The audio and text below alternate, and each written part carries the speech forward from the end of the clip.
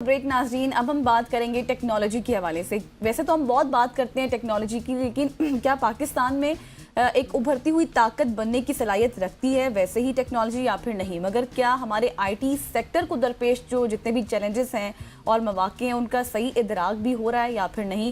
اور اسی پر بات کرنے کے لیے ہمارے ساتھ موجود ہوں گے علی احمد خان صاحب، جو پاکستان کی ٹیک انڈسٹری میں نمایاں مقام بھی رکھتے ہیں، اور اس کے ساتھ ساتھ ہم ان سے جانیں گے کہ پاکستان کا جو آئی ٹی سیکٹر ہے وہ کس طرح سے بوسٹ اپ کر سکتا ہے اور کس سمت میں اس وقت جا رہا ہے. اس کے فروغ میں جو رکاوٹیں ہیں وہ کون کون سی ہیں، چیلنجز پر کیسے قابو پایا جا سکتا ہے. ساتھ ہی ہم یہ بھی جانیں گے کہ پاکستان ٹیک کمپنی عالمی مارکیٹ میں اپنی جگہ کیسے بنا سکتی ہے اور ٹیکنالوجی میں جدت کیسے ممکن ہے، اور کون سی ابھرتی ہوئی ٹیکنالوجیز ہماری صنعتوں کو بدلنے میں اہم جو ہے وہ وائٹل رول پلے کر سکتی ہیں. اور اسی تمام صورتحال پر بات کرنے کے لیے ہمارے ساتھ موجود ہوں گے حسنین. ہمارے ساتھ موجود ہے علی احمد خان صاحب، جس طرح آپ نے پہلے کہا، اور یہ آئی ٹی کے ایکسپرٹ بھی ہیں. اس کے علاوہ تعلق تو ان کا ہنزا سے ہے، لیکن یہ ایک اور بڑی اسپیشل جگہ پہ رہتے ہیں کینیڈا میں. سو آج ہم وہ ایک برج بھی بنانے کی کوشش کریں گے. سر، وہاں کی آئی ٹی انڈسٹری، سب سے پہلے تو آپ کو ویلکم کرتے ہیں. پاکستان کی I T industry right now where we stands actually. دیکھیں، ایکچولی اگر دیکھا جائے تو پاکستان کو اگر ہم دیکھیں تو ہم ساؤتھ ایشیا کے اندر بھی ایٹ اے لو لیول پہ ہیں، اور اگر کینیڈا کے حساب سے دیکھیں تو اس میں کافی ڈفرینس ہے. مینلی یہ ہے کہ ٹوٹل جو آئی ٹی انڈسٹری ہے وہ تقریباً $5 ٹریلین کا جو ہے انڈسٹری ہے، ٹھیک ہے نا. جس میں سے اگر دیکھیں تو اسی انڈسٹری کے اندر نارتھ امریکہ جو ہے، جس میں کینیڈا ہے اور یو ایس ہے، یہ تقریباً 37% جو ہے یہاں پہ ہے، اور اس کے علاوہ 24% یورپ میں ہے. باقی سارا پارے دنیا کا ہے. تو آپ دیکھیں کہ آئی ٹی انڈسٹری وہاں کی تقریباً دنیا کا جو ہے نا 50% وہی وہاں پہ ہے. تو پاکستان کے ساتھ اس طرح سے کمپیریزن تو نہیں کر سکتے، بٹ ہم ساؤتھ ایشیا کے حساب سے یا ڈیولپنگ کنٹریز کے حساب سے ایک کمپیریزن کر سکتے ہیں. صحیح. تو احمد صاحب، آپ کیا سمجھتے ہیں کون سے اس میں کی ٹرینڈز ہیں جو اس کی گروتھ کے لیے ایک بہت امپورٹنٹ رول پلے کر رہے ہیں پاکستان میں؟ دیکھیں، سب سے امپورٹنٹ یہ ہے کہ آپ کے 3-4 کمپوننٹس ہیں. ایک تو یہ ہے کہ آپ کا اسکلڈ ہیومن ریسورس ہونا چاہیے، ٹھیک ہے نا. تو یہ کہ ہمارا ریسورس جو ہے، جو یونیورسٹیز ہے یا ٹیکنیکل انسٹیٹیوشن سے ہیں، وہ کس طرح کا اسکل لے کے آتے ہیں. یہ ایک بڑا امپورٹنٹ ہے، کیونکہ آپ کی مین پاور جو ہے وہ کہتے ہیں کہ آپ کی سب سے بڑی جو ہے نا طاقت ہے، ٹھیک ہے نا. تو وہ ایک کی چیز ہے. سیکنڈ چیز ہے کہ آپ کا انفراسٹرکچر میں یہ آتا ہے کہ آپ کا انٹرنیٹ، کمیونیکیشن اور پاور، یہ 2 کی چیزیں ہیں. یہ آپ کے لیے بہت ضروری ہیں، کیونکہ جب بھی آپ ٹیکنالوجی کی بات کریں گے اس کے بغیر آپ چل نہیں سکتے ہیں. تھرڈ جو چیز ہے وہ آپ کے پالیسیز ہیں، جو آپ کے پالیسیز، جو گورنمنٹ کے پالیسیز ہیں، جو وہ کس طرح، کیا وہ فرینڈلی ہیں، بزنس فرینڈلی ہیں، کیا وہ ٹیکنالوجی کو اڈیپٹ کرنے کے لیے ہیں، کہ یہاں پہ بڑے بڑے بزنسز کو، جو ٹیک جائنٹس ہیں، ان کو اٹریکٹ کریں، ٹھیک ہے نا، کیونکہ وہی چینج لے آتے ہیں کنٹریز کے اندر. تو یہ آپ کا ایک تھرڈ کمپوننٹ ہے. اس کے علاوہ آپ کا یہ ہے کہ آپ اپنی برانڈ کیسے بناتے ہیں. یہ ایک بہت امپورٹنٹ چیز ہے کہ آپ دیکھیں کہ اگر آپ کوئی بھی ملک کو دیکھتے ہیں، چائنا ہے مثلا، وہ کہتے ہیں کہ دنیا کا مینوفیکچرنگ فیکٹری، ایک برانڈ بنایا ہوا ہے، وہاں سے سب لوگ آرڈرز دیتے ہیں مینوفیکچرنگ کے لیے. تو دی سیم تھنگ از کہ آپ اپنی پھر برانڈ بناتے ہیں. اس کے لیے آپ کی کمیونیکیشن ہوتی ہے کہ ہر جگہ پہ جا کے ایگزیبیشن سے دوسری چیزوں پہ آپ شریک ہوتے ہیں. دیز آر دی کی چیزیں ہیں جس سے آپ پوری انڈسٹری کو چینج کر سکتے ہیں. اچھا سر، گورنمنٹ کے لیول کی آپ نے بات کی، پھر اٹریکشن کی بات کی. وہ تو کمپوننٹس ایسے ہیں، کیونکہ ہم آئی ٹی کے حوالے سے بہت بات کرتے ہیں کہ وہاں پہ مجھے کوئی زیادہ گروتھ نظر نہیں آتی.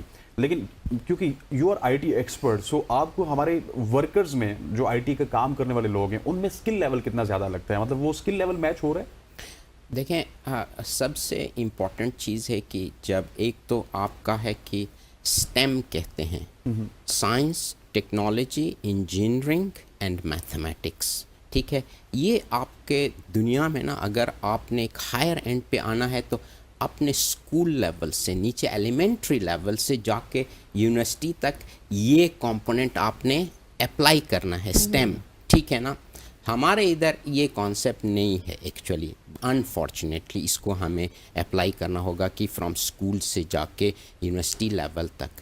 سیکنڈ جو چیز آپ نے بتایا کہ ہمارے جو اسکل لیول ہے وہ انڈسٹری کے ساتھ کیا میچ کرتے ہیں، تو میں کہوں گا کہ بہت مطلب اس میں کمی ہے جس میں امپروومنٹ کی ضرورت ہے، کیونکہ ہم جب بھی یونیورسٹیز سے یا کالج سے ہمارے اپنی مثلا کمپنی ہے تو ہم جب ہائر کرتے ہیں تو آپ دیکھیں کہ آپ یونیورسٹیز کے 100 اسٹوڈنٹس ہیں، ان سے اگر آپ انٹرویو کرتے ہیں یا ٹیسٹ لیتے ہیں تو اس میں سے 5% یا 10% کہیں آپ کو کام کے ملیں گے. سو یو کین سی کہ کتنا بڑا گیپ ہے، ٹھیک ہے نا.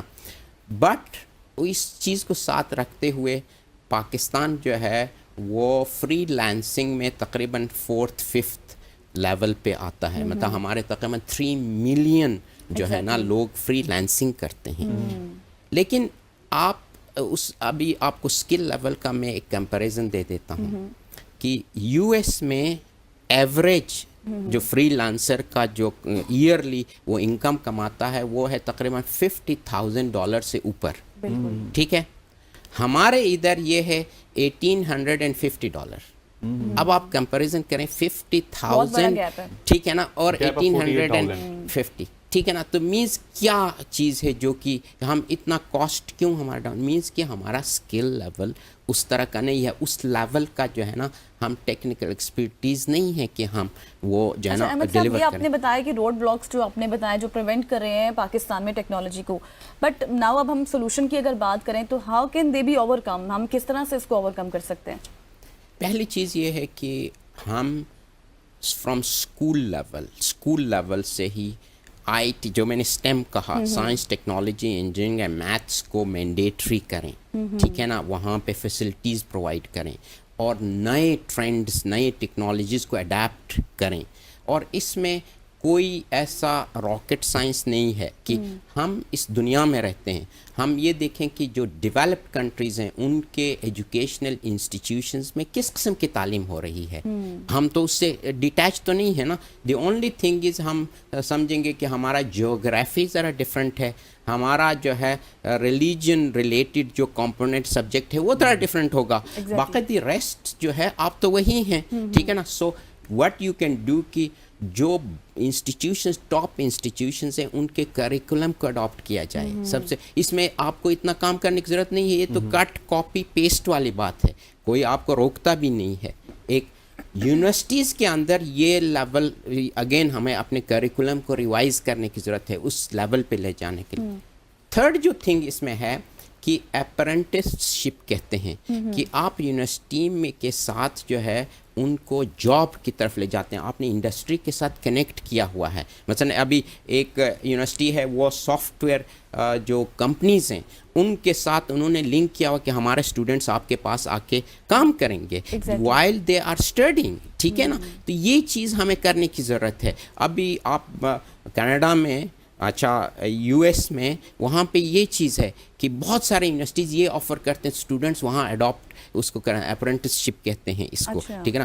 یہاں پہ پی ایس سی بی نے انٹرنشپ کا ایک پروگرام سٹارٹ کیا ہوا تھا، دیٹ واز ویری سکسیزفل. مطلب کہ وہاں پہ اسٹوڈنٹس آتے تھے، تقریباً انہوں نے ہمیں بتایا کہ اراؤنڈ 80% 70 to 80% جتنے بھی تھے وہ سب جاب پہ لگ گئے جنہوں نے انٹرنشپ پہ گئے. جو لیکن یہ بہت بڑا انیشیٹو ہے کہ آپ پہلے ٹرین کرا کر پھر خود ہی آپ جابس پر بھی ہاں ان کو لے آئیں. سو دیز آر کہ آپ ایجوکیشن اور انڈسٹری کا ایک دوسرے کے ساتھ لنک ہونا چاہیے اور آپ کا جو ایجوکیشن ہے وہ ریلیونٹ ہو چاہیے انڈسٹری کے ساتھ. دس از دی کی تھنگ.